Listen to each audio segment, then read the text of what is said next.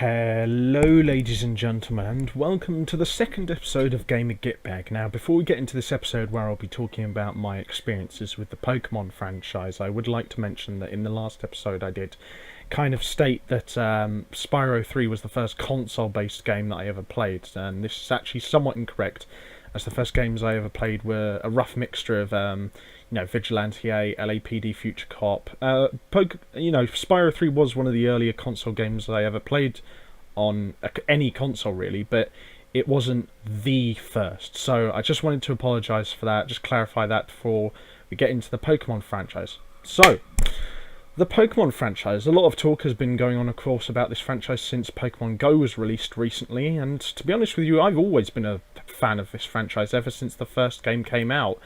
And to be honest with you, I've always loved it. All the way from the most recent generation to the very first, I've always had a great affinity for this series.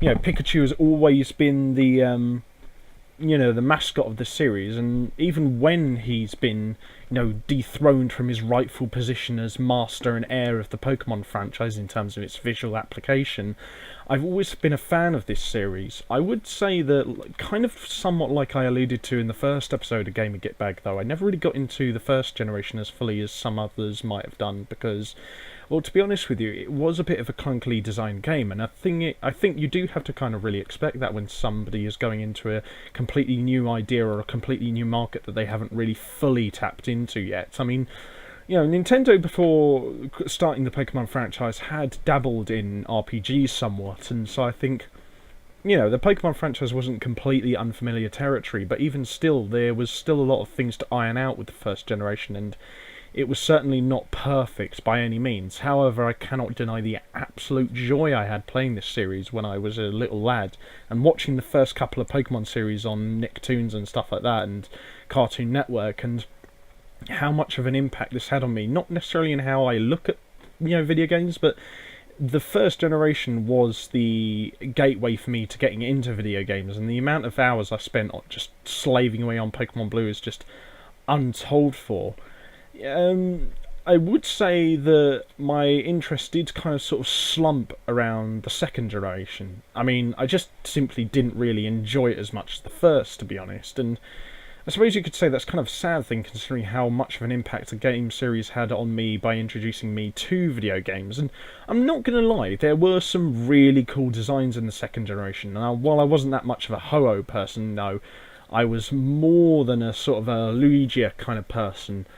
And to be fair, the second generation came out at just the right time in, the era of cool Britain and the New World millennial culture, and it did do remarkably well, and I'm not going to lie, I did really enjoy it, but I never really got into it that much because it was a much more complicated game than the first one. However, it was a much better designed one, to be fair, considering that it was much better designed and it was much better optimised, and much of the battle mechanics sort of slumps were sorted out by the second generation. But of course you don't want to hear me get too serious about all of that stuff. I mean, if this picture here can tell you anything, I'm not that much of a serious person anyway. But regardless, as this, slightly clunky picture that I drew of Charizard shows, even when the Pokemon series was a bit clunky, I've always loved it, really. I mean, while I didn't probably get into the second generation as much as the first, it still proved a good catalyst for me to continue involving myself in a franchise that I had started off with, and show me the value of following a franchise that you might really enjoy up until its much later stages. And this, of course, paid in dividends when eventually I began to play the third generation, which by all extents and purposes is probably my favourite generation of them all.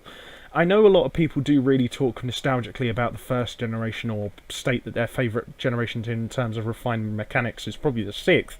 But for me, the third generation was probably the one I've played the most over the years. The first, of course, is probably the one that's had the most impact on me as a gamer, but the amount of hours I sank into the third generation is ridiculous, and that could be whether it's just the game or in particular the Pokeblock system that made me got so stressed that I eventually looked like Filthy Frank on a entire case of crack cocaine and Ritalin. But it was all worth it, really. I mean, I just have so many proud and warm memories of playing the third generation. The Pokemon's franchise in general is quite a nostalgic thing to me, really, but the third generation in particular is one that really holds a special place in my heart.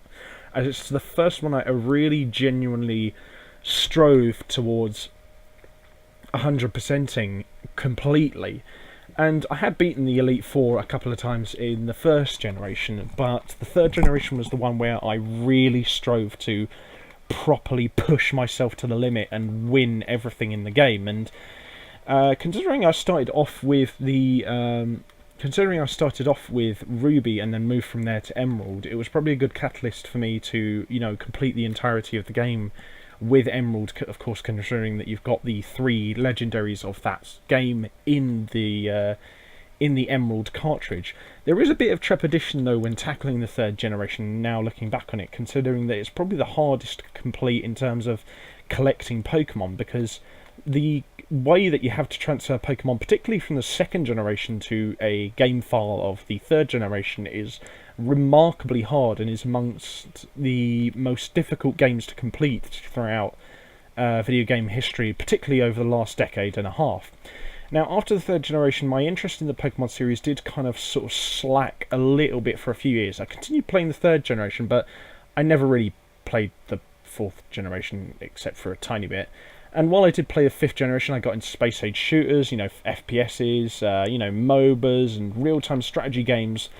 But aside from a little bit stint with the fifth and sixth generations, I never really got into Pokemon again as a new sort of fresh biannually sort of concept, if you will call it that, until the remakes of the third generation came out on the 3DS. Now, I got the 3DS a couple of years after it came out. It, of course, came out in 2011. I got mine in early 2015. But one of the first things on my mind when buying it was that I had just heard the remakes of the third generation had come out. And alternatively, I could have spent a considerably less amount of money just buying a Game Boy Advance or a 2DS and getting the remakes of the first generation, which would have made just as much of a nostalgic value to me. But because I enjoyed the third generation so much more and placed so much more of a personal value on it, I just instantly disregarded the cost and just went straight for that. I think along with Legend of Zelda: A Link Between Worlds and Super Mario 3D Land.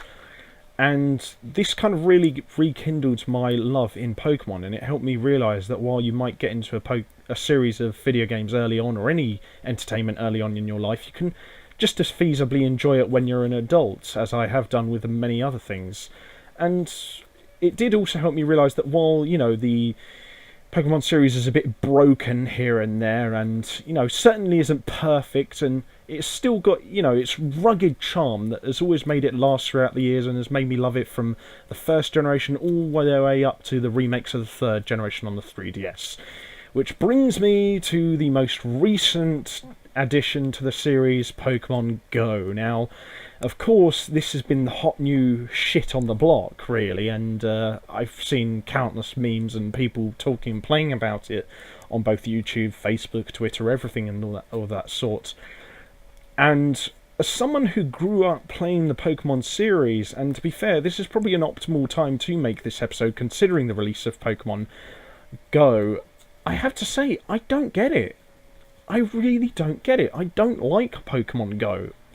I like it in the sense that it's trying something new within the series, and to be fair, I've said this before, if you want a video game series to evolve, you've got to adapt it into something new within the constraints of its own series, and sometimes that can pay off, sometimes it can't, as shown with, say, an example of it paying off would be, I don't know, say the Jack and Daxter series, but realistically, I don't see the point in Pokemon Go. It's a game that's far more limited in game mechanics, and while it does get people to go out, the amount of obsession I've seen people put into this game is to such a degree that I would call it just zombie-like, and the fact that it's such a much more minimalistic game that's designed to wring every penny out of you through its freemium mechanics, in a game where free-to-play isn't done anywhere near as well as in games such as World of Tanks or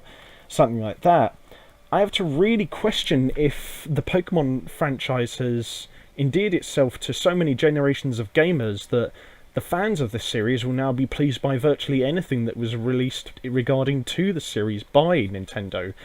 It's a bit dark, but I'm thinking it might be a possibility. But, like I said, this isn't the time to be so serious, and, you know, the Pokemon series has never been as perfect as a nice bit of cooked salmon or, you know, a bit of sausage and mash, and I love Charlton and probably bad memes more than it nowadays.